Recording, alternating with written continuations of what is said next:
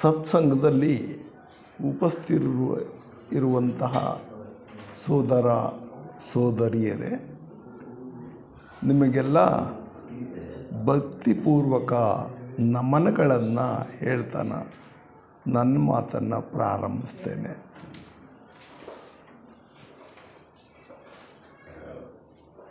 ನಾನು ನಿಮ್ಮ ಮುಂದೆ ಗೋಚರವಾಗದಂತಹ ಅವ್ಯಕ್ತವಾಗಿರುವಂತಹ ಎಲ್ಲರ ದೇಹದಲ್ಲಿರುವ ಚೈತನ್ಯವನ್ನು ಕುರಿತು, ಅಂದರೆ ಆತ್ಮವನ್ನು ಕುರಿತು ಒಂದೆರಡು ವಿಷಯಗಳನ್ನು ಹಂಚ್ಕೊಳ್ಳೋದಕ್ಕೆ ನಾನಿಲ್ಲಿ ನಿಂತಿದ್ದೇನೆ. ನೋಡೋಣ ಎಷ್ಟರ ಮಟ್ಟಿಗೆ ನಾನು ವಿಷಯವನ್ನು ಹಂಚ್ಕೊಳ್ತೀನಿ ಅಂತ.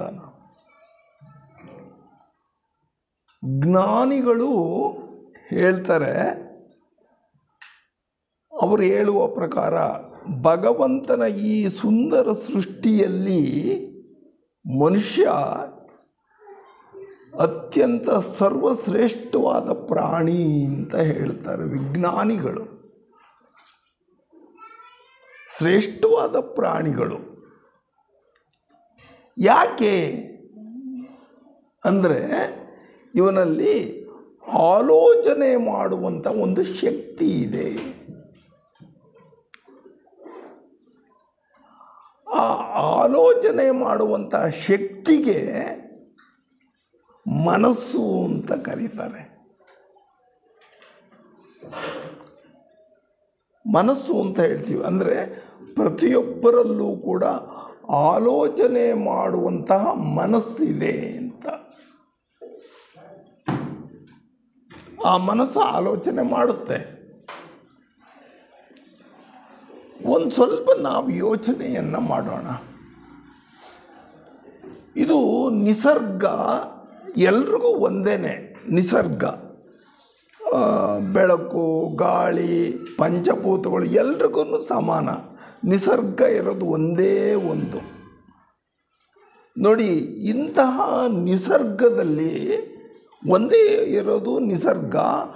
ಆದರೆ ಮನುಷ್ಯ ಮಾತ್ರನ ವಿವಿಧ ರೀತಿಯಲ್ಲಿ ವರ್ತಿಸುವಂತಹ ಮನುಷ್ಯರಿದ್ದಾರೆ ಅಂತ. ಅಂದರೆ ವಾತಾವರಣ ಒಂದೇ, ಯೋಚನೆ ಮಾಡುವಂತಹ ಮನಸ್ಸುಗಳು ತುಂಬ ಭಿನ್ನವಾಗಿರ್ತವೆ ಅಂತ. ಅಂದರೆ ಪ್ರಪಂಚದಲ್ಲಿ ಎಷ್ಟು ಮನುಷ್ಯರಿದ್ದಾರೋ ಅಷ್ಟು ಮನಸ್ಸುಗಳಿದ್ದಾವೆ. ಎಲ್ಲರ ಮನಸ್ಸು ಕೂಡ ಒಂದೇ ಥರದಲ್ಲಿ ಯೋಚನೆಯನ್ನು ಮಾಡೋದಿಲ್ಲ. ನಮ್ಮಲ್ಲೇ ನೋಡ್ಕೊಳ್ಳಿ, ನಾನೊಂಥರ ಯೋಚನೆ ಮಾಡ್ತೀನಿ, ನೀವೊಂಥರ ಯೋಚನೆ ಮಾಡ್ತೀರಾ, ಆ ಮಾಸ್ಟ್ರು ಒಂಥರ ಯೋಚನೆ ಮಾಡ್ತಾರೆ. ನಮ್ಮ ಕುಟುಂಬದಲ್ಲೇ ತೆಗೆದುಕೊಂಡ್ರಿ ಅಂತ ಇಟ್ಕೊಳ್ಳಿ, ಹೆಂಡ್ತಿ ಒಂಥರ ಯೋಚನೆ ಮಾಡ್ತಾಳೆ, ಮಕ್ಕಳು ಒಂಥರ ಯೋಚನೆ ಮಾಡ್ತಾರೆ, ಸ್ನೇಹಿತರು ಒಂಥರ ಯೋಚನೆ ಮಾಡ್ತಾರೆ. ಅಂದರೆ ಯೋಚನೆಗಳು ಮಾತ್ರ ವಿವಿಧ ರೀತಿಯಲ್ಲಿರ್ತವೆ ಅಂತ. ಇದು ನಮಗೆ ಭಾಳ ಆಶ್ಚರ್ಯ ಅನಿಸುತ್ತೆ. ನೋಡಿ, ನಾನು ಈಗ ಹೇಳಿದಾಗ ಅದು ವಾತಾವರಣ ಒಂದೇ, ಒಬ್ಬ ಮಾನಸಿಕ ಶಕ್ತಿಗಳು ಮಾತ್ರ ವಿವಿಧ ರೀತಿಯಲ್ಲಿರ್ತವೆ ಅಂತ. ಒಂದು ಉದಾಹರಣೆಯನ್ನು ತೆಗೆದುಕೊಳ್ಳೋಣ. ಇಲ್ಲಿ ಒಬ್ಬರು ಬಾಲಮಹಾ ಶತಾವಧಾನಿ ಜ್ಞಾನದ ಅನಾವರಣ ಅಂತ ಹೇಳಿದೆ. ಈ ವ್ಯಕ್ತಿ ಪದ್ಮಪ್ರಭ ಚಂದ್ರಸಾಗರ ಅಂತ ಒಬ್ಬರು ಮುನಿಗಳು. ಅವರು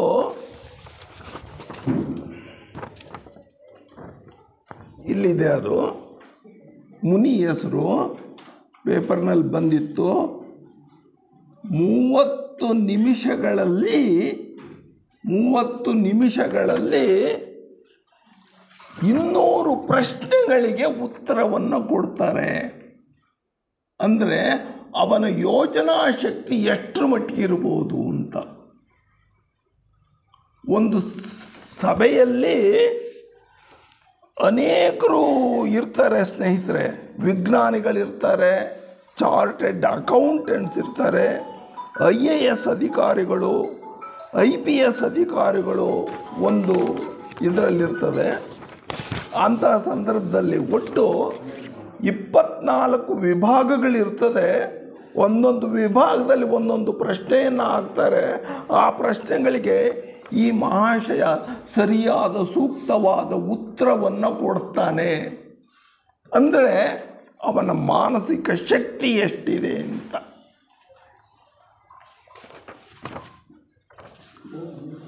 ಇದು ಇವರ ಮಾನಸಿಕ ಶಕ್ತಿ ಅಷ್ಟಿದೆ ಅಂತ. ಇಂಥದೇ ಸಂದರ್ಭ ಇನ್ನೊಂದು ಹೇಳೋದಕ್ಕೆ ಇಷ್ಟಪಡ್ತೀನಿ, ಮಾನಸಿಕ ಶಕ್ತಿ ಎಷ್ಟರ ಮಟ್ಟಿಗೆ ಇರ್ತದೆ ಅಂತ. ಇಲ್ಲಿ ಅರ್ಜೆಂಟೀನಾದ ಒಬ್ಬ ವಿಕ್ಟರ್ ಅನ್ನುವ ಒಬ್ಬ ಸಾತ್ವಿಕ ಮನುಷ್ಯ, ಯೋಗಿ. ಅವನು ಆಶ್ಚರ್ಯ ಆಗುತ್ತೆ ನಮಗೆಲ್ಲ, 17 ವರ್ಷದಿಂದ ಅನ್ನ ತಿಂದಿಲ್ಲ, ನೀರು ಕುಡ್ದಿಲ್ವಂತೆ.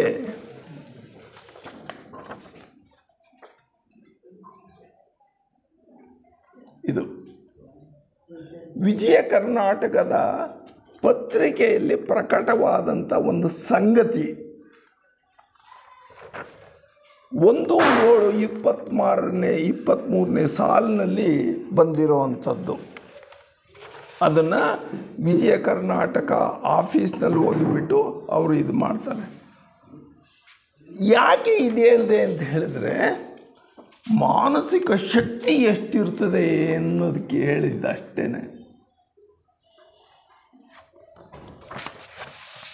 ಇರೋದು ಒಂದೇ ಭೂಮಿ ಮೇಲೆ ಇಷ್ಟು ಮಾನಸಿಕ ಶಕ್ತಿ ಉಳ್ಳವರು ಇರ್ತಾರೆ ಅಂತ. ಇನ್ನೊಂದು ಸಂದರ್ಭವನ್ನು ನೋಡ್ಕೊಳ್ಳಿ. ನಮ್ಮ ಕರ್ನಾಟಕದಲ್ಲಿ ನರಗುಂದ ಅಂತ ಬರ್ತದೆ, ಉತ್ತರ ಕರ್ನಾಟಕದಲ್ಲಿ. ಅಲ್ಲಿ ವೈದ್ಯುತಿ ಕೋರಿ ಶೆಟ್ಟರ್ ಅನ್ನೋ ಒಂದು ಹುಡುಗಿ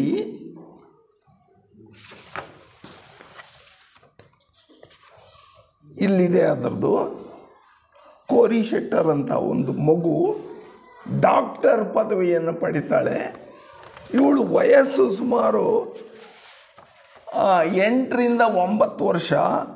5,000 ಪ್ರಶ್ನೆಗಳಿಗೆ ಉತ್ತರಿಸುತ್ತಾಳೆ ಈ ಪುಟ್ಟ ಪೋರಿ ಅಂತ ಡಾಕ್ಟರ್ ಪದವಿಯನ್ನು ಕೊಟ್ಟಿದ್ದಾರೆ.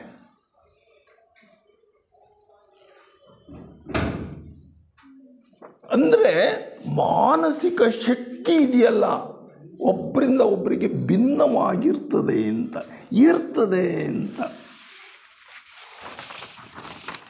ಸ್ನೇಹಿತರೆ, ಒಳ್ಳೆಯದು ಇರ್ತದೆ, ವಿಚಿತ್ರವಾದದ್ದು ಕೂಡ ಇರುತ್ತೆ ಅನ್ನೋದಕ್ಕೆ ಇಲ್ಲೊಂದು ಉದಾಹರಣೆ ಸ್ನೇಹಿತರೆ.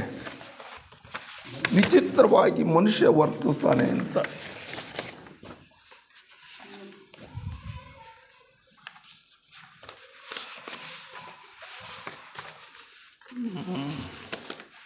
ಒಂದು ನಿಮಿಷ.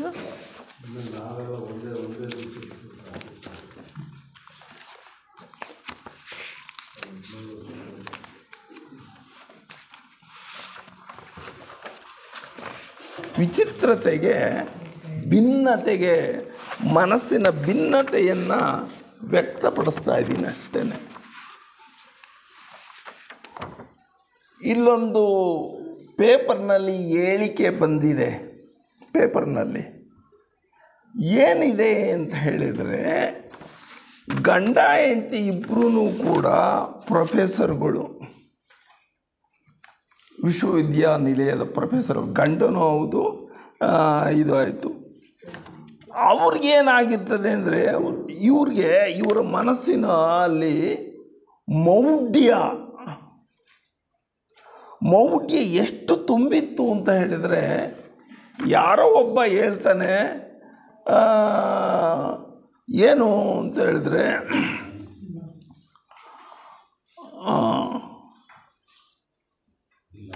ನಿಮ್ಮಲ್ಲಿ ವಿಶೇಷವಾದಂತಹ ಶಕ್ತಿ ಇದೆ, ಈ ಶಕ್ತಿನ ಉಪಯೋಗಿಸಿಕೊಂಡು ಸತ್ತರನ್ನು ಕೂಡ ಬದುಕಿಸ್ಬೋದು ನೀವು ಅಂತ.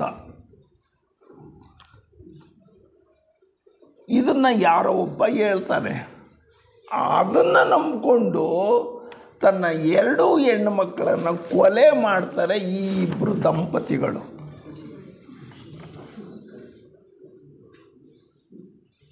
ಹೆಣ ಅಲ್ಲಿ ಬಿದ್ದಿರ್ತದೆ, ಪುನಃ ಬರ್ತಾಳೆ ಮಗಳು ಮಗಳು ಅಂತ ನರ್ತನವನ್ನು ಮಾಡ್ತಾರೆ. ವಿಷಯ ಪೊಲೀಸ್ನವ್ರಿಗೆ ಗೊತ್ತಾಗ್ತದೆ, ಬರ್ತಾರೆ, ಅವ್ರನ್ನ ಅರೆಸ್ಟ್ ಮಾಡ್ತಾರೆ. ಆವಾಗ ಜಡ್ಜಿ ಕೇಳ್ತಾರೆ, ಯಾಕೆ ಹಿಂಗೆ ಮಾಡಿದ್ರಿ ಅಂತ. ಏನಿಲ್ಲ, ನಾವು ಸರಿಯಾಗೇ ಇದ್ವಿ, ಪೊಲೀಸ್ನವ್ರು ಅಡ್ಡ ಬಂದುಬಿಟ್ರು, ಇಲ್ಲಾಂದ್ರೆ ನನ್ನ ಮಗಳು ಬದುಕಿಬಿಡ್ತಾ ಇದ್ಲು ಅಂತ. ಅಂದರೆ ಮೌಢ್ಯದ ಪರಾಕಾಷ್ಠತೆ ಅಂತ. ಸೊ ಇವು ಏನು ನಮಗೆ ಸಂಗತಿಯನ್ನು ಹೇಳ್ತದೆ ಅಂತ ಹೇಳಿದ್ರೆ, ಮನಸ್ಸಿಗೆ ವಿಚಿತ್ರವಾಗಿ ವರ್ತಿಸುವಂಥ ಒಂದು ಶಕ್ತಿ ಇದೆ ಅಂತ. ಇದಕ್ಕೆಲ್ಲ ಕಾರಣ ಏನು? ಯಾಕೆ ಇಷ್ಟು ವಿಚಿತ್ರವಾಗಿ ನಾವು ವರ್ತಿಸ್ತೀವಿ? ಕಾರಣ ಏನು ಅಂತ ಹೇಳಿದ್ರೆ, ನಮ್ಮ ಮನಸ್ಸು. ಎಸ್, ಇದಕ್ಕೆಲ್ಲ ಕಾರಣ ಆ ಮನಸ್ಸಿನ ವರ್ತನೆ ಅಂತ ಹೇಳ್ತೀವಿ. ಹಾಗಾದರೆ ಈ ಮನಸ್ಸನ್ನ ವರ್ತನೆಗಳನ್ನು ಸುಧಾರಣೆ ಮಾಡ್ಕೊಳ್ಬೇಕಪ್ಪ. ಸುಧಾರಣೆ ಮಾಡ್ಕೊಳ್ಳೋದು ಹೇಗೆ ನಾವು ಮನಸ್ಸನ್ನು ಸುಧಾರಣೆ ಮಾಡ್ಕೊಳ್ಬೇಕು ಅಂತ ಹೇಳಿದರೆ, ಅದಕ್ಕೆ ಉತ್ತರ ಇದೆ ಸ್ನೇಹಿತರೆ. ಮನಸ್ಸಿನ ಸುಧಾರಣೆಗೆ ಆಧ್ಯಾತ್ಮದ ಮಾರ್ಗದರ್ಶನ ಬೇಕೇ ಬೇಕು ಅಂತ ಹೇಳುತ್ತೆ. ಯಾವ ಲಕ್ಷಾಂತರ ರೂಪಾಯಿಗಳನ್ನು ಕೂಡ ಮನಸ್ಸು ಬದಲಾಯಿಸೋಕ್ಕೆ ಸಾಧ್ಯವಾಗಲ್ಲ. ಮುಂದೆ ಯಾವ ಗುರುಗಳು ನಿಮ್ಮ ಮನಸ್ಸನ್ನು ಬದಲಾಯಿಸೋದಕ್ಕೆ ಸಾಧ್ಯವಾಗೋದಿಲ್ಲ. ಯಾವ ಧರ್ಮಗಳು ಕೂಡ ನಿಮ್ಮ ಮನಸ್ಸನ್ನು ಬದಲಾಯಿಸೋದಕ್ಕೆ ಸಾಧ್ಯವಾಗೋದಿಲ್ಲ. ಯಾವ ವಿಜ್ಞಾನವೂ ಕೂಡ ನಿಮ್ಮ ಮನಸ್ಸನ್ನು ಬದಲಾಯಿಸೋದಕ್ಕೆ ಸಾಧ್ಯ. ಹಾಗಾದರೆ ದಾರಿ ಏನು ಅಂತ ಹೇಳಿದರೆ, ಮನಸ್ಸಿನ ವರ್ತನೆಯನ್ನು ಅರ್ಥ ಮಾಡ್ಕೊಳ್ಬೇಕು. ಸೊ ಮನಸ್ಸು ಯಾಕೆ ಹಿಂಗೆ ವರ್ತಿಸ್ತದೆ, ಎಲ್ಲಿದೆ ಮನಸ್ಸು ಅಂತ ಹೇಳಿದ್ರೆ, ನಮ್ಮ ದೇಹದಲ್ಲಿ ಮನಸ್ಸಿದೆ ಅಂತ ಹೇಳ್ತೀವಿ. ಮನಸ್ಸೆಲ್ಲಿದೆ ಅಂದರೆ ನನ್ನ ಮನಸ್ಸು ನನ್ನಲ್ಲಿದೆ ಅಂತ ಹೇಳ್ತೀವಿ.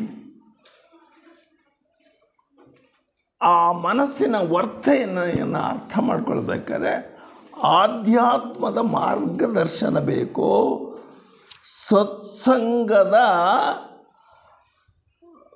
ಸತ್ಸಂಗದಲ್ಲಿ ಇರುವಂತಹ ನಾವು ಶಕ್ತಿಯನ್ನು ಬೆಳೆಸ್ಕೊಳ್ಬೇಕು, ಸಂದರ್ಭವನ್ನು ಉಂಟು ಮಾಡಿಕೊಳ್ಬೇಕು ಅಂತ. ಈಗ ಆಧ್ಯಾತ್ಮವನ್ನು ಕಲ್ತ್ಕೊಳ್ಳೋದು, ಆತ್ಮಜ್ಞಾನವನ್ನು ಕಲ್ತ್ಕೊಳ್ಳೋದು ಯಾಕೆ ಅಂತ ಹೇಳಿದರೆ, ಸ್ವರ್ಗಕ್ಕೆ ಹೋಗೋಕ್ಕೆ ಅಂತ ಖಂಡಿತ ತಿಳ್ಕೊಬೇಡಿ. ನಾನೆಲ್ಲ ಓದ್ಕೊಂಡಿದ್ದೀನಿ, ನನಗೆಲ್ಲ ಗೊತ್ತಿದೆ, ಎಲ್ಲ ಶಾಸ್ತ್ರಗಳಿದೆ, ಎಲ್ಲ ಮಂತ್ರಗಳು ಗೊತ್ತಿದೆ, ನಾನು ಸ್ವರ್ಗಕ್ಕೆ ನಿಜವಾಗ್ಲೂ ಹೋಗ್ತೀನಿ ಅಂತ ಅಂದ್ಕೊಂಡ್ರೆ ಅದೇ ತಪ್ಪು ಸ್ನೇಹಿತರೆ.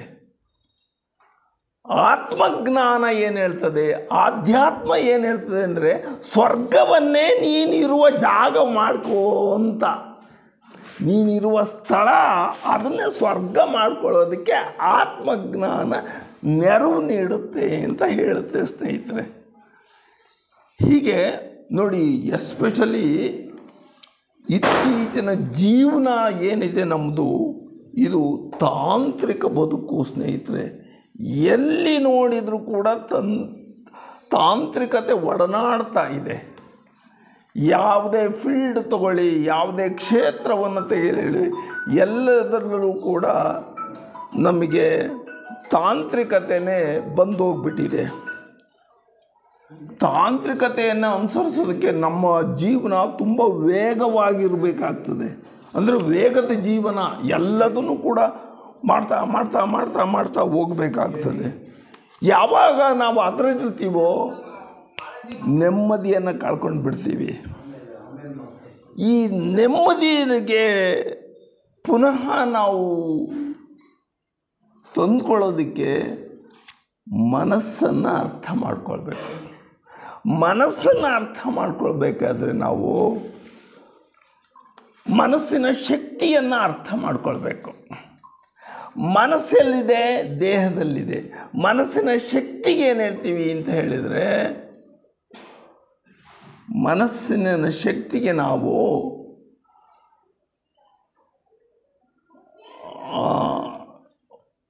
ಆತ್ಮ ಅಂತ ಕರಿತೀವಿ, ಅಥವಾ ಮನಸ್ಸಿನ ಶಕ್ತಿಗೆ ಜೀವ ಚೈತನ್ಯ ಅಂತ ಹೇಳ್ತೀವಿ.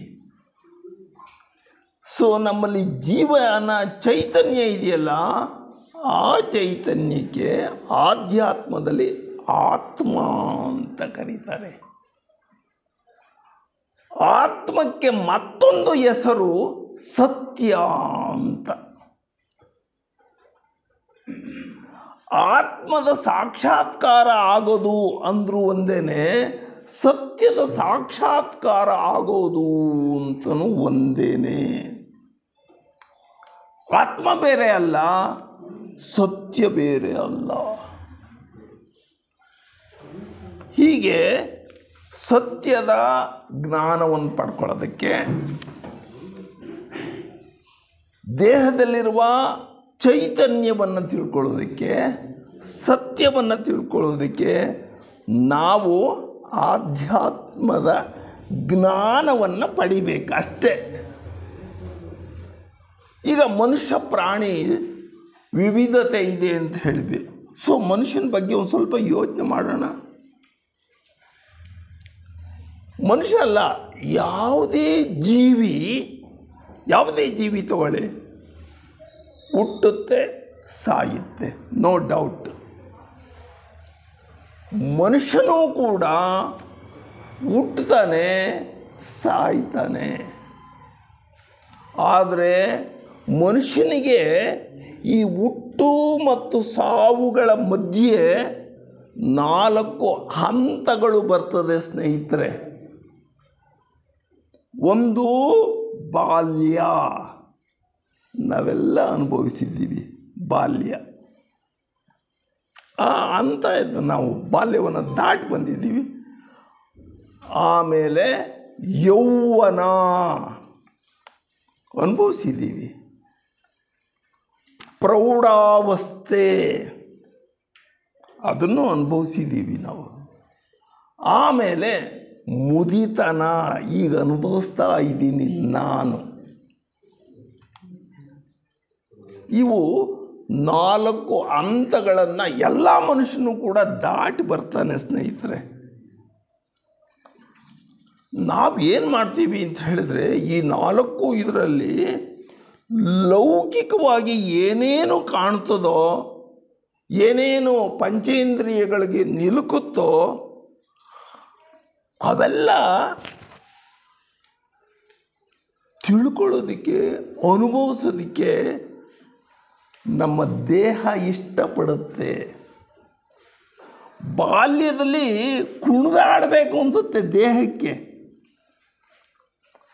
ಯೌವನದ ರೀತಿಯೇ ಒಂಥರ ಇರ್ತದೆ. ಪ್ರೌಢಾವಸ್ಥೆಯಲ್ಲಿ ಒಂದು ರೀತಿ ಜವಾಬ್ದಾರಿಗಳಿರ್ತದೆ ಮನುಷ್ಯನಿಗೆ. ಆದರೆ ಮುದಿತನದಲ್ಲಿ ಸತ್ಯವನ್ನು ಹುಡುಕಾಡ್ತೀವಿ, ಸತ್ಸಂಗವನ್ನು ನಾವು ಬಯಸ್ತೀವಿ ಸ್ನೇಹಿತರೆ. ಸಾಕಪ್ಪ, ನನಗೆ ಇದು ಸಾಕೇ ಸಾಕು. ನನಗೆ ಸತ್ಸಂಗದಲ್ಲಿ 1 ಗಂಟೆ ಯಾಕಾಗಲಿ ಕೂತ್ಕೊಳ್ಳೋಣ, ಸಜ್ಜನರ ಸಂಘವನ್ನು 1 ಅರ್ಧ ಗಂಟೆ ಯಾಕಾಗುವುದು, ಅವ್ರ ಹತ್ರ ಮಾತಾಡೋಣ ಅಂತ ಅನಿಸುತ್ತೆ ಸ್ನೇಹಿತರೆ. ಹಾಗಾದರೆ ಈಗ ಇನ್ನೊಂದು ವಿಷಯ ಆಯಿತು. ನಮ್ಮ ದೇಹದಲ್ಲಿ ಮನಸ್ಸಿದೆ, ಮನಸ್ಸಿನ ಶಕ್ತಿಗೆ ಚೈತನ್ಯ ಅಂತ ಹೇಳ್ತೀವಿ. ಆ ಚೈತನ್ಯಕ್ಕೆ ಮತ್ತೊಂದು ಹೆಸರು ಆತ್ಮ ಅಂತ ಹೇಳ್ತೀವಿ. ಆತ್ಮ ಅಂತ ಏನು ಹೇಳ್ತೀವಿ. ಆದರೆ ಆತ್ಮದ ಕೆಲಸ ಏನು? ಮನಸ್ಸಿನ ಕೆಲಸ ಗೊತ್ತಾಯಿತು, ದೇಹದ ಕೆಲಸ ಗೊತ್ತಾಯಿತು, ಆತ್ಮದ ಕೆಲಸ ಏನು ಅಂತ ಹೇಳಿದರೆ, ನೋಡಿ, ದೇಹದಲ್ಲಿ 2 ತರಹದ ದೇಹಗಳಿದೆ ನಮಗೆ. 2 ಥರ ದೇಹಗಳು. ಒಂದು ಸ್ಥೂಲ ದೇಹ ಅಂತ, ಇದು ಸ್ಥೂಲ ದೇಹ ಪಂಚಭೂತಗಳಿಂದ ಆಗಿದೆ. ಭೂಮಿ, ಜಲ, ವಾಯು, ಅಗ್ನಿ, ಆಕಾಶಗಳಿಂದ ಆಗಿದೆ. ಇದು ಗೋಚರವಾಗುತ್ತೆ, ಕಣ್ಣಿಗೆ ಕಾಣಿಸುತ್ತೆ. ಇದು ಸ್ಥೂಲ ದೇಹ. ಅಂಥದ್ದೊಂದು ಎಲ್ಲ ನೋಡ್ಕೊಳ್ರಿ, ನಮಗೆಲ್ಲ ಇದೆಯೋ ಹೆಂಗು ಅಂತ. ಎಸ್, ಇದ್ದೇ ಇದೆ ಅಂತ ಆಯಿತು. ಇವಾಗ ಇಷ್ಟೇನಾ ನನ್ನ ದೇಹದಲ್ಲಿ? ಕರುಳು ಗಿರುಳು ಅವೆಲ್ಲ ಇದಾವಲ್ಲ, ಮೂಳೆ, ಅವೆಲ್ಲ ಸ್ಥೂಲ ದೇಹಕ್ಕೆ ಸಂಬಂಧಪಟ್ಟಿವೆ. ಇವಲ್ದೇನೆ ಇನ್ನೊಂದು ದೇಹ ಇದೆ. ಆ ದೇಹವನ್ನು ಸೂಕ್ಷ್ಮ ದೇಹ ಅಂತ ಕರಿತೀವಿ. ಸೂಕ್ಷ್ಮ ದೇಹ ಅಂತ ಹೇಳ್ತೀವಿ. ಸೂಕ್ಷ್ಮ ದೇಹ ಇದೆಯಾ? ಖಂಡಿತವಾಗಲೂ ಇದೆ. ಈಗ ನೋಡಿ, ಕೈ ಯೋಚನೆ ಮಾಡಲ್ಲ. ಯೋಚನೆ ಮಾಡುತ್ತಾ ಕೈ ಏನಾದ್ರೂ? ಕಣ್ಣು ಯೋಚನೆ ಮಾಡುತ್ತಾ? ಇಲ್ಲ. ಯೋಚಿಸುವ ಒಂದು ಅಂಗ ಇದೆ ಅಂತ ಆಗಲೇ ಹೇಳಿದ್ನಲ್ಲ, ಮನಸ್ಸು ಅಂತ. ಎಸ್. ಈಗ ಮನಸ್ಸು ಕಾಣಿಸುತ್ತಾ? ಕಾಣಿಸೋದಿಲ್ಲ. ಆದರೆ ಮನಸ್ಸು ಇಲ್ವಾ? ಇದೆ, ಕಾಣಿಸಲ್ಲ. ಇದೆ, ಕಾಣಿಸಲ್ಲ. ಹಾಗೇನೆ ತಾರತಮ್ಯವನ್ನು ಮಾಡ್ತೀವಿ. ಇದು ಚೆನ್ನಾಗಿದೆ, ಅದು ಚೆನ್ನಾಗಿಲ್ಲ. ಅವನು ಹಂಗೆ, ಇವನು ಹಿಂಗೆ, ಅದು ಹಾಗೆ, ಇದು ಹೀಗೆ ಅಂತ ತಾರತಮ್ಯವನ್ನು ಮಾಡುವಂತಹ ಬುದ್ಧಿವಂತಿಕೆಯೂ ಕೂಡ ಇದೆ. ಅದೂ ಒಂದು ವಸ್ತು ನಮ್ಮ ಒಳಗಡೆ ಇದೆ. ಅಷ್ಟೇ ಅಲ್ಲ, ನಾನು ಇದ್ದೀನಿ ಅಂತ ಹೇಳ್ಕೊಳ್ಳುವಂತಹ ಒಂದು ತತ್ವ ಇದೆ ನನ್ನಲ್ಲಿ. ಅದನ್ನು ನಾನು ಅಹಂ ಅಂತ ಕರಿತೀನಿ. ಈ 3 ತತ್ವಗಳು, ತತ್ವ ಅಂದರೆ ವಸ್ತುಗಳು ಅಂತ ನಾವೇನು ತಿಳ್ಕೊಂಡಿದ್ದೀವಿ ಅಂದರೆ, ಕಣ್ಣಿಗೆ ಕಾಣಿಸೋದು ಮಾತ್ರ ವಸ್ತು ಅಂತ ಅಂದ್ಕೊಂಡಿದ್ವಿ. ಕಣ್ಣಿಗೆ ಕಾಣಿಸದೇ ಇರುವಂತಹ ವಸ್ತುಗಳು ಇದ್ದಾವೆ. ಹೆಂಗೆ ಹೇಳ್ತೀರಿ ನೀವು ಅಂತ ಹೇಳಿದ್ರೆ, ನಿಮಗೆ ಮೊಬೈಲಲ್ಲಿ ಮ್ಯಾಟ್ರ್ ಏನು ಬರ್ತದೋ ಅದು ವೇವ್ ರೂಪದಲ್ಲಿ ಬರ್ತದೆ, ಅಲೆಗಳ ರೂಪದಲ್ಲಿ ನಿಮ್ಮ ಫೋನಿಗೆ ಬರ್ತದೆ. ಆವಾಗ ನೀವು ಕೇಳಿಸ್ಕೊಳ್ತೀರಾ. ಅಲೆಗಳು ಕಾಣಿಸಲ್ಲ. ನನ್ನ ಧ್ವನಿ ನಿಮಗೆ ಕೇಳಿಸುತ್ತೆ, ಕಾಣಿಸಲ್ಲ. ಅಂದರೆ ಕಾಣಿಸ್ದೇ ಇರುವಂತಹ ವಸ್ತುಗಳು ನನ್ನ ದೇಹದ ಒಳಗಡೆ ಇದೆ ಅಂದಂಗಾಯ್ತೋ ಇಲ್ಲ ಅಂದಂಗಾಯ್ತೋ? ಇದ್ದೇ ಇದ್ದಾವೆ. ಹೌದಾ? ಆ 3ರನ್ನು ಯಾವ್ಯಾವುದನ್ನು? ಮನಸ್ಸು, ಬುದ್ಧಿ, ಅಹಂ, ಈ 3 ಕೂಡ ನನ್ನೊಳಗಡೆ ಇದೆ. ಈ 3ರ ಗುಂಪನ್ನು ನಾನು ಸೂಕ್ಷ್ಮ ಶರೀರ ಅಂತ ಕರಿತೀನಿ. ಅನುಮಾನ ಇಲ್ಲ, ಬೇಕಾದ್ರೆ ನೀವು ಚೆಕಪ್ ಮಾಡ್ಕೊಳ್ಳಿ. ನಿಮಗೆ ಆ ಥರ ಇದೆಯೋ ಹೇಗೋ ಅಂತ ನಿಮ್ಗೆ ಅನಿಸುತ್ತೆ. ನಿಮಗೆ ಅಂದರೆ 2 ದೇಹಗಳಂತೂ ಇದೆ ಅಂತ ಆಯಿತು. ಒಂದು ಸ್ಥೂಲ ಶರೀರ, ಇನ್ನೊಂದು ಸೂಕ್ಷ್ಮ ಶರೀರ ಅಂತ. ಈಗ ಸೂಕ್ಷ್ಮ ಶರೀರದಲ್ಲಿ ಕೆಲಸ ಮಾಡಬೇಕಲ್ಲ. ಸೂಕ್ಷ್ಮ ಶರೀರ ಕೆಲಸ ಮಾಡಬೇಕು. ಸ್ಥೂಲ ಶರೀರವು ಕೆಲಸ ಮಾಡಬೇಕು. ಈ ಎರಡೂ ಶರೀರಗಳಿಂದ ಕೆಲಸ ಮಾಡಿಸಲು ನಿಮ್ಮಲ್ಲಿ ಒಬ್ಬ ಯಜಮಾನ ಇದ್ದಾನೆ. ಎರಡೂ ಶರೀರಗಳಿಂದ ಕೆಲಸ ಮಾಡಿಸೋದಕ್ಕೆ ನಿಮ್ಮಲ್ಲಿ ಒಬ್ಬ ಯಜಮಾನ ಇದ್ದಾನೆ. ಆ ಯಜಮಾನನನ್ನೇ ನಾನು ಆತ್ಮ ಅಂತ ಕರಿತೀನಿ, ಅಥವಾ ಜೀವ ಚೈತನ್ಯ ಅಂತ ಹೇಳ್ತೀನಿ. ಇವಾಗ ನೀವು ಕೇಳಿದ ರೀತಿಯಲ್ಲಿ ಸ್ವಲ್ಪ ಕಾಲದಲ್ಲಿ 3 ಸಂಗತಿಗಳನ್ನು ನಾನು ನಿಮ್ಮ ಮುಂದಿಟ್ಟಿದ್ದೀನಿ. ಸ್ಥೂಲ ದೇಹ ಇಟ್ಟಿದ್ದೀನಿ, ಸೂಕ್ಷ್ಮ ಶರೀರವನ್ನು ಇಟ್ಟಿದ್ದೀನಿ, ಇವೆರಡರದ್ದು ಕೆಲಸ ಮಾಡಿಸುವಂತಹ ಒಂದು ಚೈತನ್ಯ ಇಟ್ಟಿದ್ದೀನಿ. ಇವು ಮೂರರಲ್ಲಿ ಸ್ಥೂಲ ದೇಹದ ಮೂಲಕ ನಾವು ಪಂಚೇಂದ್ರಿಯಗಳು, ಕಾರ್ಯವನ್ನು ನಿರ್ವಹಿಸುವಂಥ ಅಂಗಗಳು, ಕೈ ಕಾಲು, ಹಾಗೆಯೇ ಮನಸ್ಸು,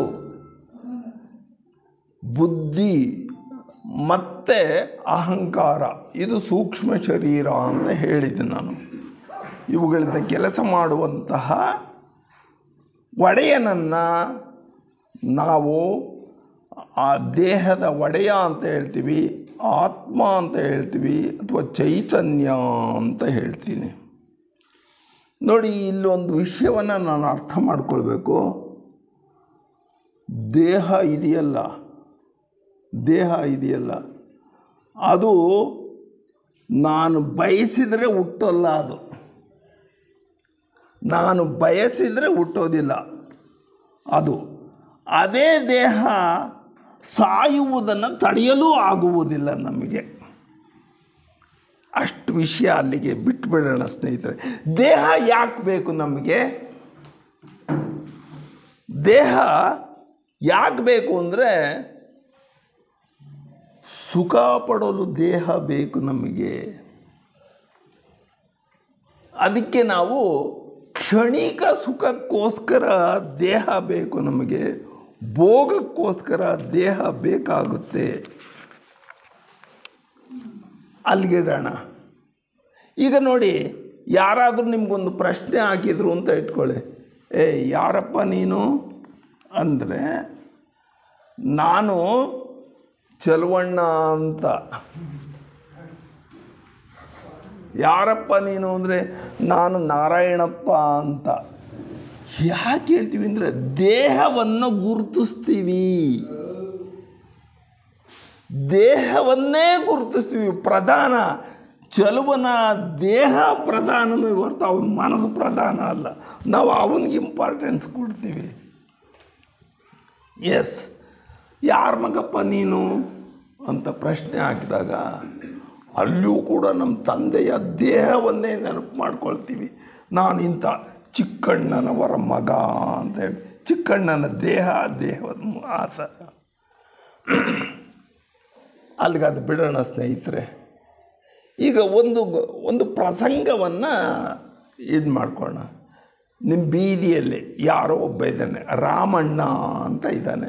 ನಿಮ್ಮನ್ನು ಸದಾ ಮಾತಾಡಿಸ್ತಾ ಇರ್ತಾನೆ.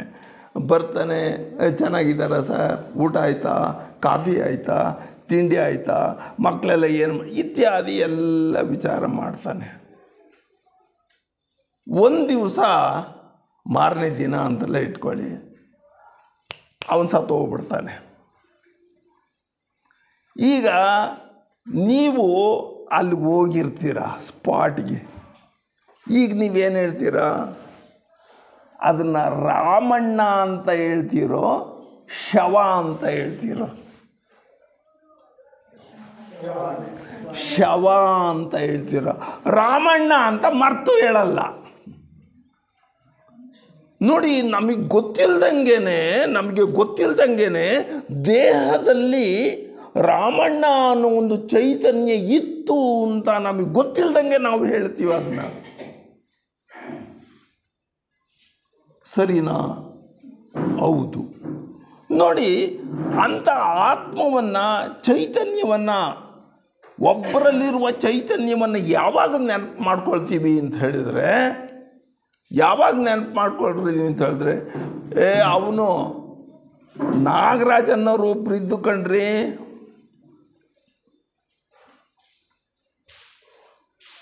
ಅವರು ಹೋಗ್ಬಿಟ್ರಂತೆ ಅಂದರೆ ಅರ್ಥ ಏನಲ್ಲಿ?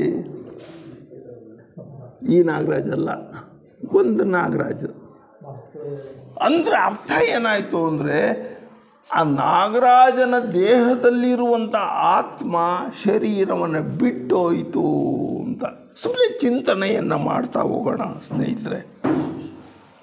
ಇವಾಗ ಅದು ಒಂದು ವಿಷಯ ಆಯಿತು. ಅಂದರೆ ಈ ಆತ್ಮ ಅಂತ ನಾನು ಏನು ಹೇಳಿದೆ, ಚೈತನ್ಯ ಅಂತ ಏನು ಹೇಳಿದೆ, ಮನಸ್ಸು ಅಂತ ಏನು ಹೇಳಿದೆ, ಬುದ್ಧಿ ಅಂತ ಏನು ಹೇಳಿದೆ, ಅಹಂಕಾರ ಅಂತ ಏನು ಹೇಳಿದೆ, ಇವುಗಳನ್ನೆಲ್ಲನೂ ಕೂಡ ನಾನು ಒಟ್ಟಿಗೆ ಸೂಕ್ಷ್ಮ ಶರೀರ ಅಂತ ಹೇಳ್ತೀನಿ, ಅಂತರಂಗ ಅಂತಲೂ ಹೇಳ್ತೀವಿ, ಬಹಿರಂಗ ಅಂತಲೂ, ದೇಹಕ್ಕೆ ಬಹಿರಂಗ, ಒಳಗಡೆ ಇರೋದಕ್ಕೆ ಅಂತರಂಗ ಅಂತ ಹೇಳ್ತೀವಿ. ಇವಾಗ ಇದರಲ್ಲಿ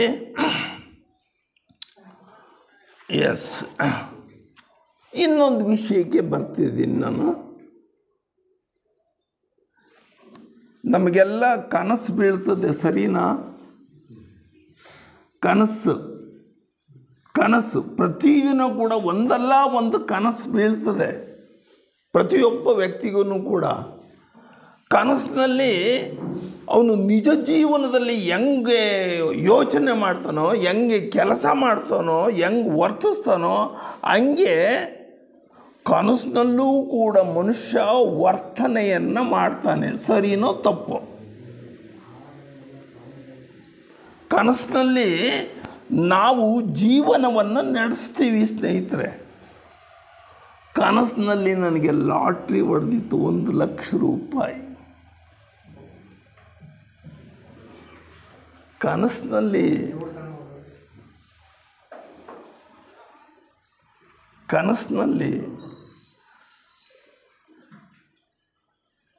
ಕಣ್ಣು ಬಿಟ್ಟು ಎಣಸನ ಅಂತ ನೋಡ್ತೀನಿ, ದುಡ್ಡೇ ಇಲ್ಲ ಅಲ್ಲಿ. 1,00,000 ರೂಪಾಯಿ ಲಾಸ್ ಆಯ್ತಲ್ಲ ನನಗೆ. 1,00,000 ರೂಪಾಯಿ, ಅಯ್ಯೋ, ಇನ್ನೊಂದು ಸ್ವಲ್ಪ ಹೊತ್ತು ಕನಸು ಬಿದ್ದಿದ್ದು ಎಷ್ಟು ಚಂದ ಇತ್ತು. 1,00,000 ಬಡ್ಡಿ ಕೊಟ್ಟಿದ್ರೆ ಇನ್ನೊಂದು 1,00,000 ಆಗೋಗ್ಬಿಡೋದಲ್ಲ. ನೋಡಿ, ಕನಸುಗಳು ಯಾವಾಗ ಸುಳ್ಳು ಅನಿಸುತ್ತೆ ಅಂತ ಹೇಳಿದರೆ, ಎಚ್ಚರಗೊಂಡಾಗ ಕನಸುಗಳೆಲ್ಲ ಸುಳ್ಳು. ಸರಿನಾ? ಒಪ್ಕೊಳ್ತೀರಾ? ಎಸ್, ಅಲ್ಲಿಗೆ ಅದು ಸಾಕು. ಇವಾಗ ಅದು ಕನಸಿನ ವಿಷಯ ಆಯಿತು ಸ್ನೇಹಿತರೆ. ಇನ್ನೊಂದು ವಿಷಯವನ್ನು ಹೇಳ್ತೀನಿ. ಒಬ್ಬ ಜ್ಞಾನಿ ಇದ್ದಾನೆ ಅಂತ ಇಟ್ಕೊಳ್ಳಿ, ಒಬ್ಬ ಸಂತ ಇದ್ದಾನೆ ಅಂತ ಇಟ್ಕೊಳ್ಳಿ, ಒಬ್ಬ ಧರ್ಮಾಧಿಕಾರಿ ಇದ್ದಾನೆ ಅಂತ ಇಟ್ಕೊಳ್ಳಿ, ಮಠಾಧೀಶ ಇದ್ದಾನೆ ಅಂತ ಇಟ್ಕೊಳ್ಳಿ. ಅವ್ರುಗಳಿಗೆ ನಿಜವಾದ ಜ್ಞಾನಿಗೆ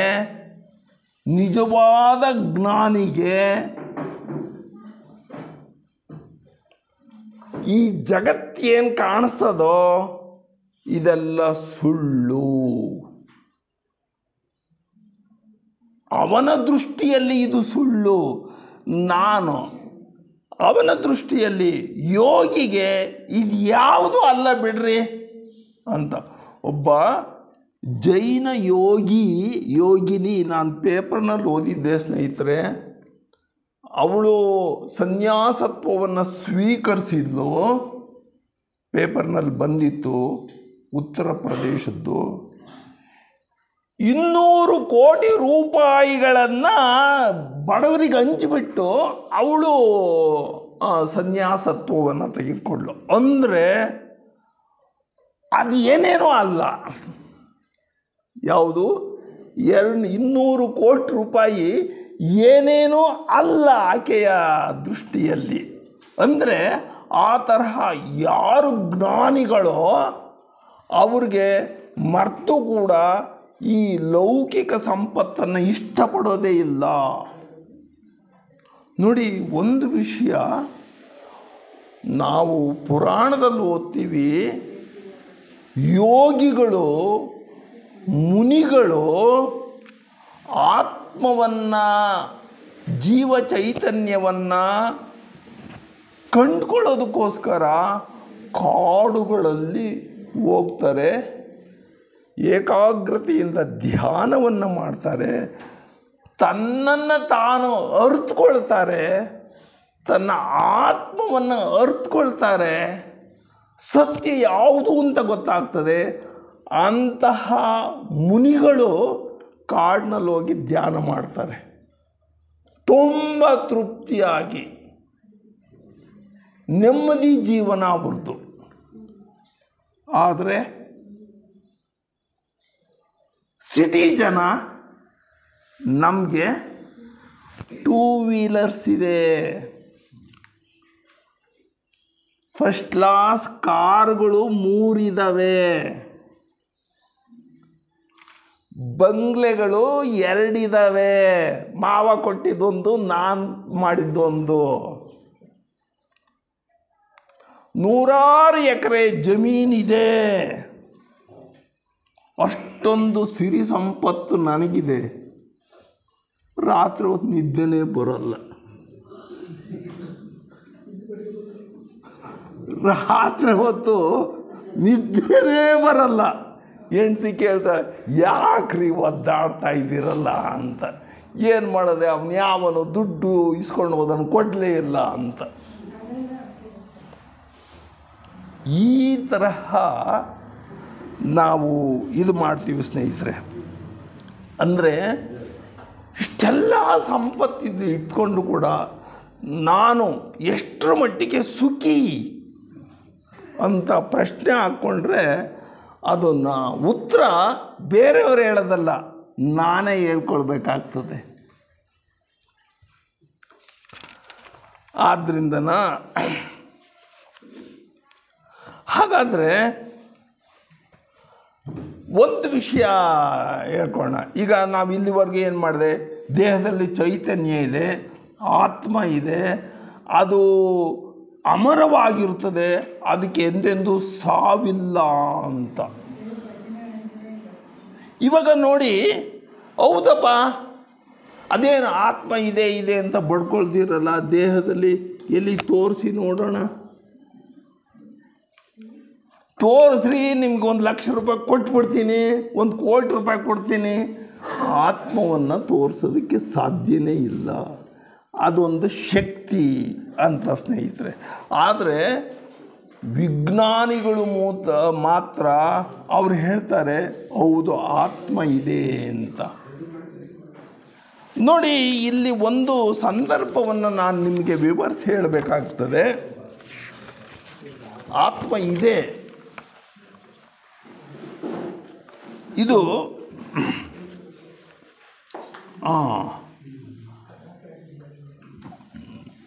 ಒಂದು ಆಸ್ಪತ್ರೆಯಲ್ಲಿ, ಅಮೇರಿಕದ ಆಸ್ಪತ್ರೆಯಲ್ಲಿ ನಡೆದಂಥ ಒಂದು ಘಟನೆಯನ್ನು ನಿಮ್ಮ ಮುಂದೆ ಇಡ್ತೀನಿ. ಅವಳ ಹೆಸರು ಶ್ರೀಮತಿ ಕಾರಿನ್ ಫಿಶರ್ ಅಂತ ಹೆಸರು. ಅವಳಿಗೆ ಕ್ಯಾನ್ಸರ್ ಆಗಿರ್ತದೆ. ಸ್ವಲ್ಪ ದಿನಗಳಲ್ಲೇ ಕ್ಯಾನ್ಸರ್ ಆಗೋ ಸ್ಥಿತಿಗೆ ಬಂದುಬಿಟ್ಟಿರ್ತಾಳೆ. ಕ್ಯಾನ್ಸಲ್ಲು ಅಂತ ಅಂಥವ್ರಿಗೂ ಕೂಡ ಡಾಕ್ಟ್ರ್ ಏನು ಮಾಡ್ತಾರೆ ಅಂದರೆ ಅಡ್ಮಿಟ್ ಮಾಡಿಕೊಂಡು, ನೋಡಮ್ಮ ನಿಮ್ಗೆ ಈ ಥರ ತೊಂದರೆ ಇದೆ, ಅದನ್ನು ನಾವು ಅಲ್ಲಿ ಆಪ್ರೇಷನ್ ಮಾಡಿ ಅದು ಇದು ಮಾಡಿದರೆ, ಆ ಭಾಗವನ್ನು ತೆಗೆದುಹಾಕಿದರೆ ನೀವು ಜೀವಂತವಾಗಿರ್ತೀರಾ ಅಂತ. ಅವಳು ಆಸ್ಪತ್ರೆಗೆ ಅಡ್ಮಿಟ್ ಆಗ್ತಾಳೆ ಸ್ನೇಹಿತರೆ. ಇದು ಲ್ಯಾಬ್ರೇಟ್ರಿಯಲ್ಲಿ, ಪ್ರಯೋಗಶಾಲೆಯಲ್ಲಿ, ಇದು ನಾವು ಏನು ಹೇಳ್ತೀವಿ, ಆಸ್ಪತ್ರೆಗಳಲ್ಲಿ ಶಸ್ತ್ರಚಿಕಿತ್ಸೆ ಮಾಡುವಂಥ ಕೊಠಡಿ, ಆ ಕೊಠಡಿಯಲ್ಲಿ ಅವಳಿಗೆ ಆಪರೇಷನ್ ಮಾಡೋದಕ್ಕೆ ಎಲ್ಲ ವ್ಯವಸ್ಥೆಯನ್ನು 12 ಜನ ಡಾಕ್ಟ್ರುಗಳು ವ್ಯವಸ್ಥೆ ಮಾಡಿರ್ತಾರೆ ಅಮೇರಿಕದಲ್ಲಿ. ಆಮೇಲೆ ಇವರು ಮಾಡುವ ಪ್ರತಿಯೊಂದು ಆಪರೇಷನ್ನು ಕೂಡ ಸಿ ಕ್ಯಾಮರಾದಲ್ಲಿ ರೆಕಾರ್ಡ್ ಆಗ್ತಾ ಇರ್ತದೆ, ಏನು ಆಪ್ರೇಷನ್ ಮಾಡ್ತಾನೆ, ಏನು ಎತ್ತ ಅಂತ. ಇದು ಆಪ್ರೇಷನ್ ಆಗುತ್ತೆ, ಆದರೆ ಅವಳು ಉಳ್ಕೊಳ್ಳೋದಿಲ್ಲ, ತೀರ್ಕೊಂಡು ಹೋಗ್ಬಿಡ್ತಾಳೆ, ಪ್ರಾಣ ತ್ಯಾಗ ಮಾಡ್ತಾಳೆ. ಆಪ್ರೇಷನ್ನು ಆಗುತ್ತೆ. ಆದರೆ ಇಲ್ಲಿ ಒಂದು ವಿಷಯ ಇದೆ ಸ್ನೇಹಿತರೆ, ವಿಜ್ಞಾನಿಗಳು ಕಂಡಿರೋದು. ಸಿ ಕ್ಯಾಮ್ರಾದಲ್ಲಿ ಅದು ವಿಶೇಷವಾದ ಕ್ಯಾಮ್ರಾ. ಅದು ಆ ಕ್ಯಾಮ್ರಾವನ್ನು ಪರೀಕ್ಷೆ ಮಾಡಿದಾಗ, ಅದರ ನೆಗೆಟಿವನ್ನು ಪರೀಕ್ಷೆ ಮಾಡಿದಾಗ, ಒಂದು ಹೊಗೆಯ ಆಕಾರದ ಒಂದು ವ್ಯಕ್ತಿ ಅವಳ ದೇಹದಿಂದ ಹೊರಗಡೆ ಹೋಗಿರೋದನ್ನು ಕ್ಯಾಮ್ರಾ ಸೆರೆ ಹಿಡಿದಿದೆ.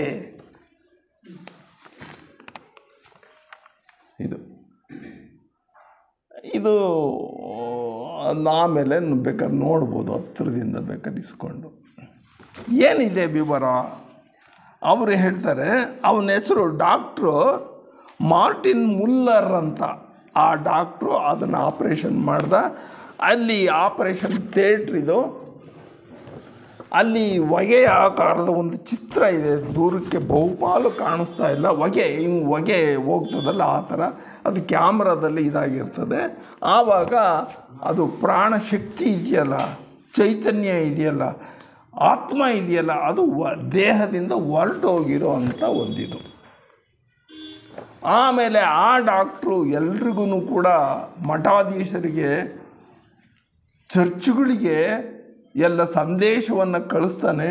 ಇಂಥದ್ದು ಒಂದು ಆತ್ಮ ಪ್ರತಿಯೊಬ್ಬರ ದೇಹದಲ್ಲೂ ಇರ್ಬೋದು, ಅದು ನಮ್ಮ ಸಿ ಕ್ಯಾಮ್ರಾದಲ್ಲಿ ಎಂಟ್ರಾಗಿದೆ ಅಂತ.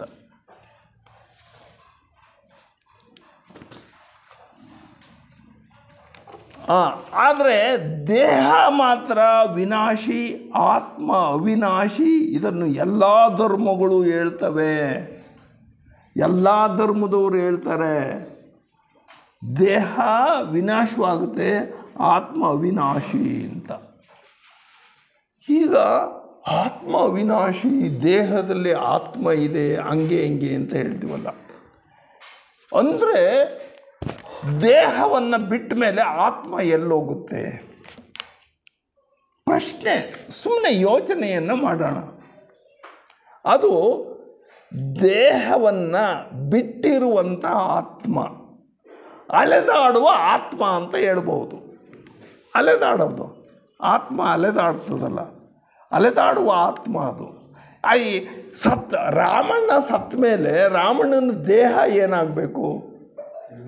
ದೇಹವನ್ನು ಬಿಡಬೇಕು ತಾನೆ. ಬಿಟ್ಟಾಗ ಅದು ಅಲೆದಾಡುತ್ತೆ. ಸ್ವಲ್ಪ ಯೋಚನೆಯನ್ನು ಮಾಡೋಣ, ಅಲೆದಾಡುತ್ತೋ ಇಲ್ವೋ ಅಂತಂತಾನೆ. ಹೌದು, ಹೆಂಗೆ ಹೇಳ್ತೀರಾ ಅಲೆದಾಡುತ್ತೆ ಅಂತ? ಸ್ನೇಹಿತರೆ, ಹಾಗೆ ಅಲೆದಾಡುವ ಆತ್ಮ ಮತ್ತೊಂದು ದೇಹ ಸಿಕ್ಕಾಗ ಅದನ್ನು ಪ್ರವೇಶ ಮಾಡುತ್ತದೆ ಅಂತ ಹೇಳುತ್ತೆ. ನಮ್ಮ ಆಧ್ಯಾತ್ಮ ಏನು ಹೇಳ್ತಂದರೆ, ಅಲೆದಾಡುವ ದೇಹಕ್ಕೆ, ಅಲೆದಾಡುವ ಆತ್ಮಕ್ಕೆ ಯಾವುದಾದ್ರೂ ಒಂದು ದೇಹ ಸಿಕ್ಕಿದರೆ ಆ ದೇಹವನ್ನು ಪ್ರವೇಶಿಸುತ್ತದೆ ಅಂತ ಹೇಳ್ತೀವಿ. ಬಿಡ್ರಿ, ನೀವು ಆಗ್ಲಿಂದ ಭಾರಿ ಸುಳ್ಳು ಹೇಳ್ತಾ ಇದ್ದೀರ, ನಮಗೆ ನಂಬಕ್ಕೆ ಆಗ್ತಾಯಿಲ್ಲ ಅಂತ. ಉಕ್ಕಡಗಾತ್ರೆ ಅಂತ ಒಂದು ಬರ್ತದೆ ಸ್ನೇಹಿತರೆ, ಇಲ್ಲಿ ಹರಿಹರ ತಾಲೂಕಿನಲ್ಲಿ, ದಾವಣಗೆರೆ ತಾಲೂಕು, ಮಾಡ್ಕೊಂಡೇ ಇದ್ದಾರೆ. ಉಕ್ಕಡಗಾತ್ರೆ ಅಂತ, ಉಕ್ಕಡ ಜಾತ್ರೆ ಅಂತಾರೆ, ಉಕ್ಕಡಗಾತ್ರೆ ಅಂತ ಒಂದಿದೆ. ಅಲ್ಲಿ ಒಂದು ವಿಶೇಷತೆ ಏನು ಅಂತ ಹೇಳಿದ್ರೆ, ಯಾರೇ, ಅದು ಯಾವುದೋ ಒಂದು ನದಿ ಇದೆಯಂತೆ, ನಾನು ಅಲ್ಲಿಗೆ ಮಾಡಿಲ್ಲ, ಬಟ್ ಎಸ್, ಅಲ್ಲಿ ಸ್ನಾನ ಮಾಡಿಕೊಂಡು, ಅಲ್ಲಿ ಒಂದು ವಿಶೇಷವಾದ ಇದು, ನಮಗೆ ಅದನ್ನು ಹೇಳೋದಕ್ಕೆ ಸಾಧ್ಯವಾಗ್ತಾ ಇಲ್ಲ ಅಂಥ ಒಂದು ಸಂಗತಿ. ಹೆಣ್ಮಕ್ಳು ಅಥವಾ ಯಾರಾದ್ರೂ ಸ್ನಾನ ಮಾಡಿಕೊಂಡು ದೇವ್ರಿಗೆ ಕೈ ಮುಗಿದು ಬಂದರೆ ಅವನಲ್ಲಿ ಇನ್ನೊಂದು ಆತ್ಮ ಪ್ರವೇಶ ಮಾಡುತ್ತದೆ, ಅಲೆದಾಡುವ ಆತ್ಮ. ಅದನ್ನು ನಾವು ದೆವ್ವ ಅಂತ ಹೇಳ್ತೀವಿ. ದೆವ್ವ ಹಿಡ್ದಿದೆ ಅಂತ ಹೇಳ್ತೀವಿ. ಹಿಂದಿನ ಸಂಪ್ರದಾಯ ಅದೇನೋ ಗೊತ್ತಿಲ್ಲ, ಒಟ್ಟು ನಾವು ಮಾತ್ರ ಅದನ್ನು ಹೇಳ್ತೀವಿ ಸ್ನೇಹಿತರೆ. ಯಾವಾಗ ದೆವ್ವ ಹಿಡಿಯುತ್ತೆ ಅಂತ ನಿಮ್ಮದು ಒಂದು ಪ್ರಶ್ನೆ ಬರಬೇಕು. ನಮ್ಗೆ ಒಂದು ಸಲನೂ ಅನುಭವ ಆಗಿಲ್ಲಲ್ರಿ ದೆವ್ವ ಹಿಡ್ದಿದ್ದು ಅವ್ರಿಗೇನೋ ಹಿಡಿತದಂತೆ ಅಂತ. ಯಾಕೆ ಅಂತ ಒಂದು ಪ್ರಶ್ನೆಯನ್ನು ನಾವೇನು ಹಾಕ್ಕೊಳ್ಳೋಣ. ನೋಡಿ, ಯಾರ ನರದೌರ್ಬಲ್ಯದಿಂದ ಬಳಲ್ತಾ ಇರ್ತಾರೋ, ವೀಕ್ ಮೈಂಡ್ ಅಂತ ಹೇಳ್ತೀವಿ. ವೀಕ್ ಮೈಂಡ್ ಅಂದರೆ ಶಕ್ತಿಯನ್ನು ಕಳ್ಕೊಂಡಂತಹ ಮನಸ್ಸು, ಶಕ್ತಿಯನ್ನು ಕಳ್ಕೊಂಡಂತಹ ಆತ್ಮ ಆ ದೇಹದಲ್ಲಿದ್ದರೆ ಅಂತಹ ದೇಹವನ್ನು ಅಲೆದಾಡುವ ಆತ್ಮ ಪ್ರವೇಶಿಸುತ್ತದೆ. ಆವಾಗ ನೋಡಿ, ಆ ವ್ಯಕ್ತಿಯ ನಡವಳಿಕೆಗಳೆಲ್ಲ ಬದಲಾಯಿಸಿರ್ತವೆ. ನಡವಳಿಕೆಗಳು ಎಲ್ಲವೂ ಕೂಡ ಬದಲಾಯಿಸಿರ್ತವೆ.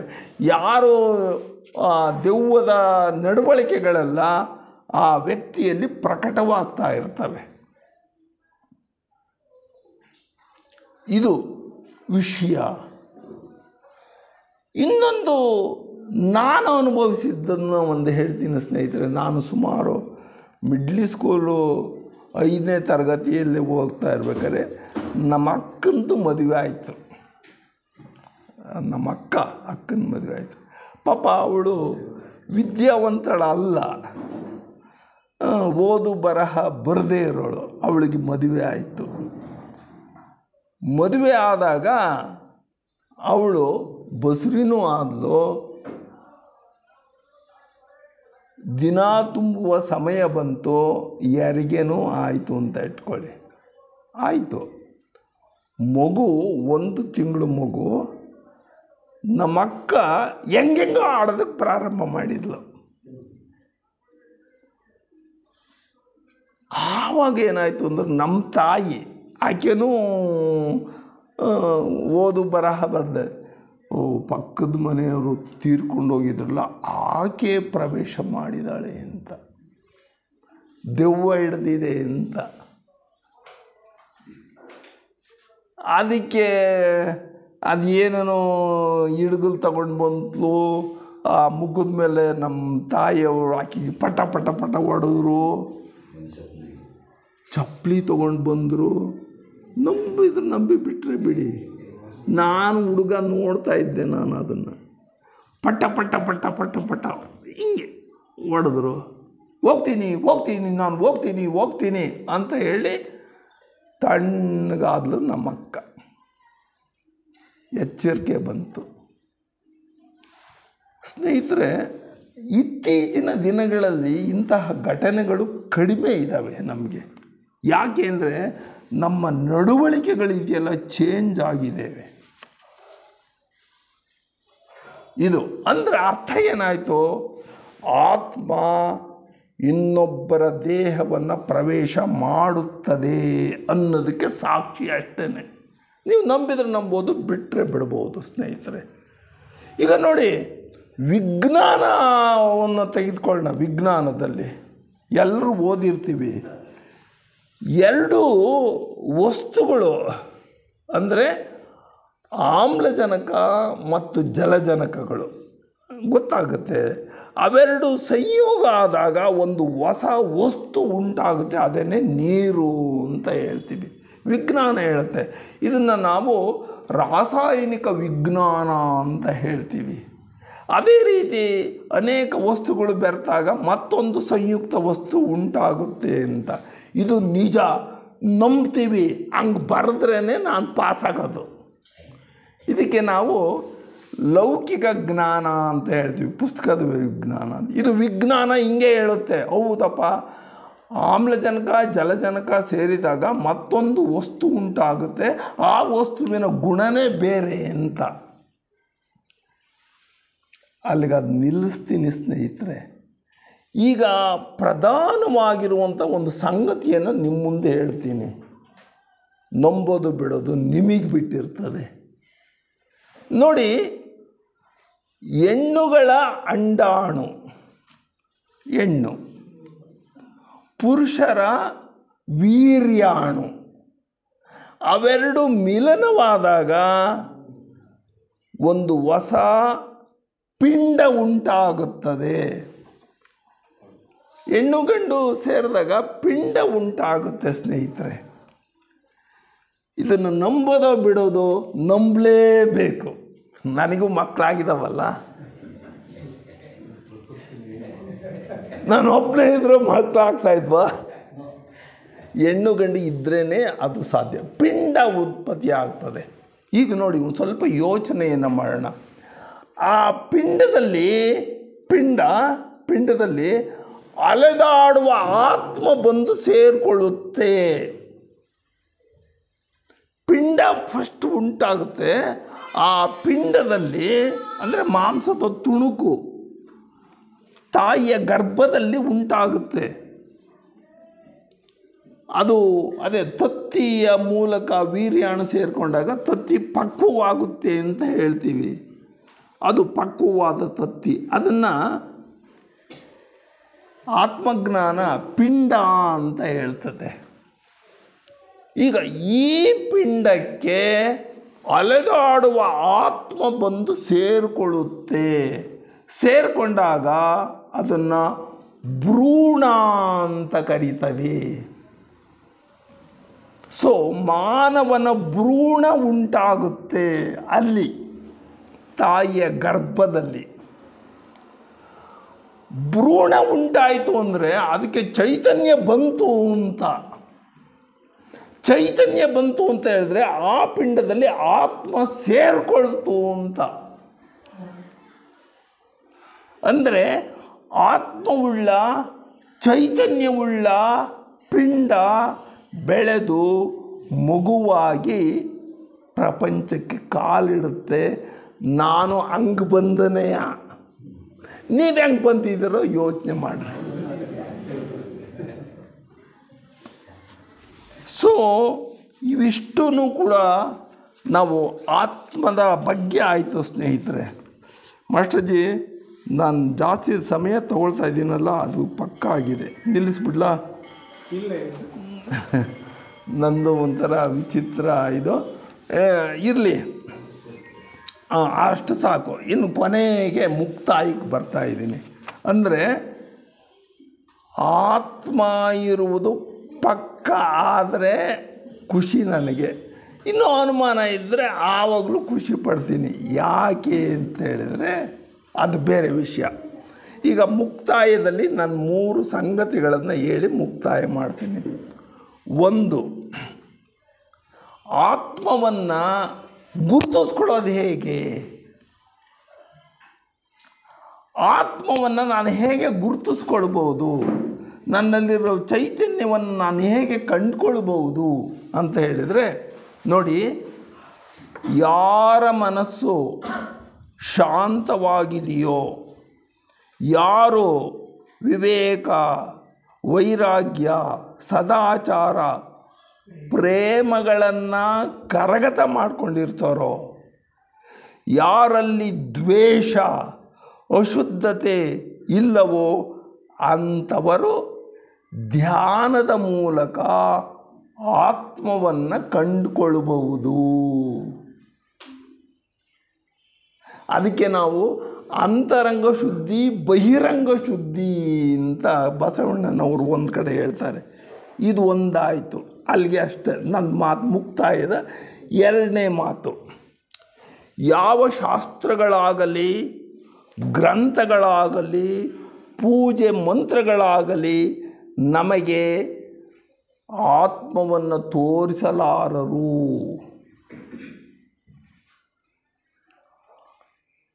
ಅವರು ಏನು ಮಾಡ್ತಾರೆ? ಗ್ರಂಥಗಳು ಏನು ಮಾಡ್ತವೆ ಅಂದರೆ, ಗುರುಗಳು ಏನು ಮಾಡ್ತಾರೆ ಅಂದರೆ ಮಾರ್ಗದರ್ಶನವನ್ನು ಮಾಡ್ತಾವಷ್ಟೇ. ನೋಡೋ, ಈ ಕಡೆ ಹೋದರೆ ಊರು ಸಿಗುತ್ತಪ್ಪ ಅಂತ ಅಷ್ಟೇ ಕೆಲಸ. ಗುರುಗಳದ್ದೇ ಆಯಿತು, ಗ್ರಂಥಗಳದ್ದೇ ಆಯಿತು, ಯಾವುದೇ ಆಯಿತು ಅಷ್ಟೇ ಮಾಡೋದು. ಅದೊಂದು ವಿಷಯ, ಅಲ್ಲಿಗೆ ಅದು ಬಿಡೋಣ ಸ್ನೇಹಿತರೆ. ಮೂರನೇ ಮಾತು ನಂದು ಕೊನೆಯಲ್ಲಿ, ಈಗಾಗಲೇ ಗೊತ್ತಾಗಿದೆ, ಸ್ವಪ್ನಗಳು ಸುಳ್ಳಾಗುತ್ತವೆ ಅಂತ ವಿವರ ತಿಳ್ಕೊಂಡಿದ್ವಿ. ಸ್ವಪ್ನಗಳೇನಿದಾವೋ ಅವು ಭಾರಿ ಸುಳ್ಳು. ಯಾವಾಗ ಸುಳ್ಳಾಗ್ತವೆ ಅಂದರೆ, ಮಲ್ಕೊಂಡಾಗ ಕನಸು ಕಾಣ್ತಾ ಇರಬೇಕಾದ್ರೆ ₹1,00,000 ಇರ್ತದೆ, ಎಚ್ಚರಿಕೆ ಆದ ತಕ್ಷಣ ಅದು ಹೋಗಿಬಿಡ್ತದೆ. ಸುಳ್ಳು. ಅದು ನಿನಗೆ ಗೊತ್ತಾಗ್ತದೆ. ಹಾಗೆಯೇ ಯಾವ ವ್ಯಕ್ತಿ ಆತ್ಮಜ್ಞಾನವನ್ನು ಪಡ್ಕೊಂಡಿರ್ತಾನೋ, ತನ್ನನ್ನು ತಾನು ಅರ್ಥ ಮಾಡ್ಕೊಂಡಿರ್ತಾನೋ, ತನ್ನಲ್ಲಿರುವ ಚೈತನ್ಯವನ್ನು ಅರ್ಥ ಮಾಡ್ಕೊಂಡಿರ್ತಾನೋ, ಅವನು ಶ್ರೇಷ್ಠವಾದ ಜ್ಞಾನಿ. ಅವನಿಗೆ ಉಳಿದದ್ದೆಲ್ಲವೂ ಜಗತ್ತೆಲ್ಲವೂ ಸುಳ್ಳು. ಶಂಕರಾಚಾರ್ಯರು ಅದೇ ಮಾತನ್ನು ಹೇಳ್ತಾರೆ. ಶಂಕರಾಚಾರ್ಯರು ಮಹಾಜ್ಞಾನಿಗಳು ಒಂಥರ ಹೇಳ್ತಾರೆ, ಸತ್ಸಂಗವನ್ನು ಮಾಡಿ ಅಷ್ಟೇ. ಸತ್ಸಂಗವನ್ನು ಮಾಡ್ತಾ ಇದ್ದರೆ ಅದರಿಂದ ನಿಸ್ಸಂಗತ್ವ ಬೆಳೆಯುತ್ತೆ ಅಂತ. ಅಂದರೆ ಕೆಟ್ಟದ್ದನ್ನು ನಾವು ಬಿಟ್ಬಿಡ್ತೀವಿ ಅಂತ ಆ ಥರದಲ್ಲಿ ಬರ್ತಾ ಹೋಗ್ತದೆ ಸ್ನೇಹಿತರೆ. ಆದ್ದರಿಂದನ ಕೊನೆಯದಾಗಿ ಅಷ್ಟು 3 ವಿಷಯಗಳು. ಡಿ ವಿ ಗುಂಡಪ್ಪನವರು, ಡಿ ವಿ ಜಿಯವರು ಮನುಷ್ಯನ ಸ್ವಭಾವವನ್ನು ಹೇಳ್ತಾರೆ. ಅವರು ಒಂದು ಕಡೆಗೆ ಮನುಷ್ಯನ ಸ್ವಭಾವ ಇದೆಯಲ್ಲ, ಅವನು ಎಲ್ಲ ಸಿರಿ ಸಂಪತ್ತನ್ನೂ ಅವನು ಗಳಿಸೋದಕ್ಕೆ ಇಷ್ಟಪಡ್ತಾನೆ, ತಾನು ಗ್ರೇಟ್ ಅನ್ನಿಸ್ಕೊಳ್ಬೇಕು ಅಂತ ಹೇಳ್ತಾನೆ. ಆದರೆ ತನ್ನೊಳಗಡೆ ಇರುವ ಆತ್ಮವನ್ನು ಮರೆತು ನೆನೆಯಲ್ಲ ಅಂತ ಹೇಳ್ತಾನೆ ಅವನು. ಅವ್ರ ಪದ್ಯ ಈ ಥರದಲ್ಲಿದೆ. ಕಗ್ಗ, ಮನುಷ್ಯನ ಸ್ವಭಾವ ಮನೆಯಳೋ, ಮಠದೊಳೋ, ಸಭೆಯೊಳೋ, ಸಂತೆಯೊಳೋ, ಕೊನೆಗೆ ಕಾಡೊಳೋ, ಮಸಣದೊಳೋ, ಮತ್ತೆಲ್ಲೋ ಗಣನೆಗೇರಲಕ್ಕೆಂದು ಜನ ತಪ್ಪಿಸಿ ತೊಳಲುವುದು. ತಾರಾಡ್ತಾರೆ, ನನಗೆ ಹೆಸರು ಬರಲಿ ಅಂತ. ಆದರೆ ನೆನೆಯದು ಆತ್ಮದ ಸುಖವ ಅಂತ. ತನ್ನಲ್ಲಿರುವ ಆತ್ಮವನ್ನು ನೆನೀತಾ ಹೋದರೆ ಅದರಿಂದ ಸಿಗುವಂತಹ ಸುಖ ಮನುಷ್ಯನಿಗೆ ತಿಳಿದು ಬಂದಿಲ್ಲ ಅಂತ ಡಿ ವಿ ಜಿ ದಾರ್ಶನಿಕರು ನಮ್ಮ ಮುಂದೆ ವಿಷಯವನ್ನು ಹೇಳ್ತಾರೆ. ಸೋದರ ಸೋದರಿಯರೇ, ಸತ್ಸಂಗ ನಮ್ಮನ್ನು ಬಾಹ್ಯ ಪ್ರಪಂಚವನ್ನು ಮರೆಯುವಂತೆ ಮಾಡ್ತದೆ ಸ್ನೇಹಿತರೆ. ಆದ್ದರಿಂದ ಸತ್ಸಂಗದಲ್ಲಿ ನಾವು ನಾಗರಾಜ್ ಸರ್ ತಿಂಗಳಿಗೊಮ್ಮೆ ಆದರೂ ಕೂಡ ಸತ್ಸಂಗದಲ್ಲಿ ಬೆರೆಯುವಂಥ ಒಂದು ಚಾನ್ಸ್ ನಮಗೆ ಕೊಡ್ತಾರೆ. ಚಲುವಣ್ಣ ಅವರೆಲ್ಲನ ಇಂಥ ಒಂದು ತಿಂಗಳಲ್ಲಿ 1-2-3 ಚಾನ್ಸ್ ಯಾಕೆ ಕೊಡಬಾರ್ದು ನೀವು ಅಂತ ನಮ್ಮ ಪ್ರಶ್ನೆ. ನಾವು ಸ್ನೇಹಿತರೆ ಸ್ವಲ್ಪ ಯೋಚನೆ ನಮ್ಮದು ಏನಾಗಿದೆ ಅಂದರೆ, ಈಗ ಈ ವಯಸ್ಸಿನಲ್ಲಿ ನಮಗೆ ಆದಷ್ಟು ಕೂಡ ಆತ್ಮಜ್ಞಾನವನ್ನು ನಾವೇನಾದರೂ ತಿಳ್ಕೊಳ್ತಾ ಹೋದರೆ, ಹೆಚ್ಚು ಅಲ್ಲದೆ ಹೋದರೂ ಕೂಡ ಸ್ವಲ್ಪ ಒಟ್ಟಿಗೆ ಮನಸ್ಸಿಗೆ ನೆಮ್ಮದಿ ಸಿಗುತ್ತೆ. ಇಷ್ಟು ಹೇಳ್ತಾನ ನೀವು ನನ್ನ ಮಾತನ್ನು ಆಲಿಸಿದ್ದಕ್ಕೆ ನಿಮಗೆಲ್ಲ ನಮಸ್ಕಾರಗಳು. ನಮಸ್ತೆ.